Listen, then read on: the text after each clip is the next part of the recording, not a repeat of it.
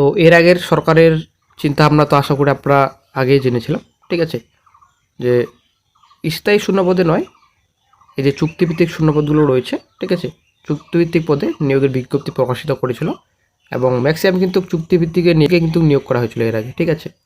তো এই যে বর্তমানে এখন চুক্তিভিত্তিক নিয়োগ করা হয়েছিল, তো এখন তো সরকার পরিবর্তন হয়েছে, যেমন আপনাদের ডব্লিউবি সিভিক ভলেন্টিয়ার, ঠিক আছে, তো যারা সিভিকে কাজ করছে তাদের চাকরি কী হবে, তাই চাকরি কি বাতিল হবে নাকি নতুন আবার সিভিক ভলেন্টিয়ার নিয়োগ করা হবে?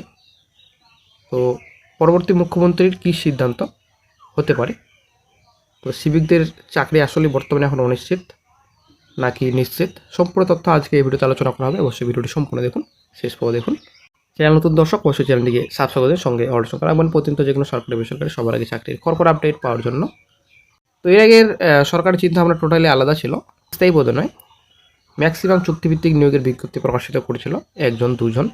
এই যে সিভিক ভলেন্টিয়ার মোটামুটি একজন কনস্টেবলের বেতন 25 থেকে 30-এর মতো, ঠিক আছে, কিন্তু একজন সিভিক ভলেন্টিয়ারের বেতন মোটামুটি 10 থেকে 12,000-এর মতো, ঠিক আছে।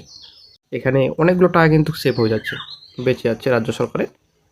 তো যাই হোক, এর আগে সরকার তো ভাতা প্রকল্পে ভর্তি করেছিল রাজ্যে, এখন নতুন রাজ্য সরকার কী করবেন সেটাই এখন দেখার। অনেক বড় বড় প্রতিশ্রুতি দিয়েছেন, আশা করি মুখ্যমন্ত্রী পদে বসলেই তো সব প্রতিশ্রুতি আস্তে আস্তে পূরণ করবেন। তো এই বিষয়ে একটা দৈনিক পত্রিকায় প্রকাশিত আপডেট, ভবিষ্যৎ কি আতঙ্কে সিভিক সহ রাজ্যের 5 লক্ষাধিক সরকারি চুক্তিভিত্তিক কর্মচারী, ঠিক আছে। তো এখানে বলা হয়েছে পরিষ্কার, রাজ্য সরকারি শূন্যপদে প্রায় 6 লক্ষ দীর্ঘদিন নিয়োগ না হওয়া group A, group B, C, D কর্মী সংখ্যা এসেছে 3,17,954 জন, ঠিক আছে। পশ্চিমবঙ্গ এবং কলকাতা পুলিশেও শূন্যপদ অগন্তি। তাহলে কাজ চলে কিভাবে, কারা করেন? এই গোটা সিস্টেম যারা এখন চালান তারা নিজেরাই এখন নিজেদের ভবিষ্যৎ নিয়ে আতঙ্কিত।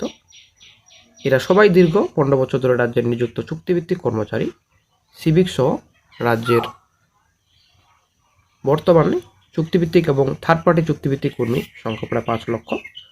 চুক্তিভিত্তিক হলেও 60 বছর বয়সের আগে তাদের চাকরি যাবে না বলে একটি অর্ডার পাস করেছিল মমতা বন্দ্যোপাধ্যায় সরকার, কিন্তু রাজ্যে পালাবদলের পর সেই অর্ডারে ভরসা রাখতে পারছেন না চুক্তিভিত্তিক কর্মীরা।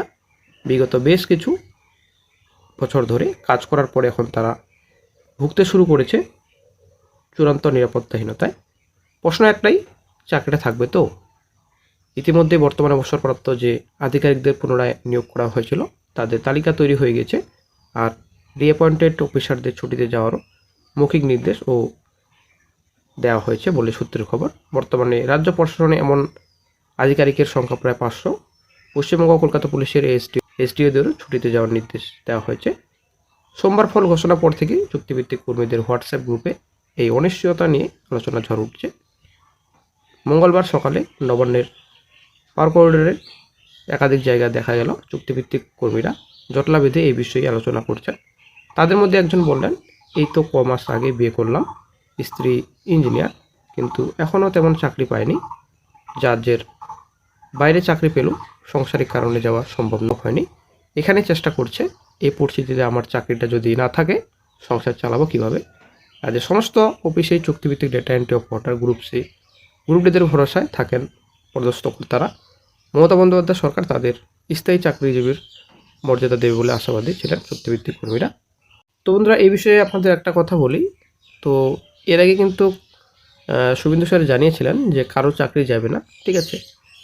তো একটা জিনিস কিন্তু পরিষ্কার, আপনারা একদম এই বিষয়ে ডিমোটিভেট হবেন না, প্লাস এদিকে কোনো রকম চিন্তার বিষয় নিয়ে আশা করি। আমার মনে হয় চাকরি হয়তো কারো যাবে না, আপনারা নিশ্চিন্তে থাকুন। হয়তো সেই পদে নিয়োগ না হতে পারে ফিউচারে, তবে চাকরি হয়তো কারো যাবে না, ঠিক আছে। হয়তো নতুন একটা পদক্ষেপ নিতে পারে, নতুন একটা সিদ্ধান্ত নিতে পারে নতুন রাজ্য সরকার, তবে হয়তো কারো চাকরি যাবে না আমার মনে হয়, ঠিক আছে। এখন নতুন রাজ্য সরকার কী সিদ্ধান্ত নেয় সেটাই কিন্তু এখন দেখার বিষয়। তবে এখানে অনেক চুক্তিভিত্তিক কর্মচারী রয়েছেন, এখানে যে চাকরি চলে যায় এখানে প্রচুর সংকটে পড়বেন চুক্তিভিত্তিক কর্মচারীরা। তো আমরা আশা করব সবার চাকরি যেন থাকে, এবং চুক্তিভিত্তিক কর্মচারীরা বেতন তো খুবই কম, তাদের জন্য একটা ফিউচার তৈরি করে। তো দেখা যাক কী গুরুত্বপূর্ণ আপডেট ফিউচারে পাওয়া যায়।